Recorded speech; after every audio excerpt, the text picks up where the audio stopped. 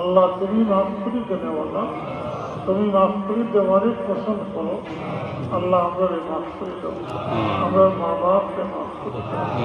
আমরা যতদিন হায়াতের আমার ইমান ও সাবিত খতম রাখিয়া তোমার গোলামি করবার তৌফিক, তোমার শ্রদ্ধা করবার তৌফিক।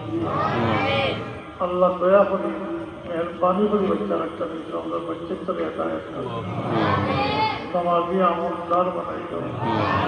আজকে বাচ্চাই তো মাথার মধ্যে পাবলি দেবো বলি আল্লাহ, আল্লাহ তুমি কবুল করবো, আল্লাহ তুমি কবুল করবো।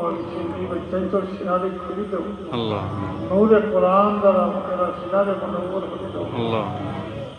আল্লাহ এই বাচ্চাই তো তার বাবা উস্তাদ লাগে আখলারি হিসাবে সত্তায় জারিয়া হিসাবে আমরা এখন বাচ্চা বাচ্চা কিছু আমরা বাচ্চার চলে আমরা লাগি দেখি আখলারি হিসাবে সত্তায় জারিয়া হিসাবে কবুল করবো।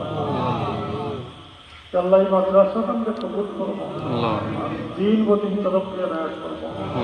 তোমার বন্ধা হলো যদি তাল্লুক মহব্বত পয়দা হবে।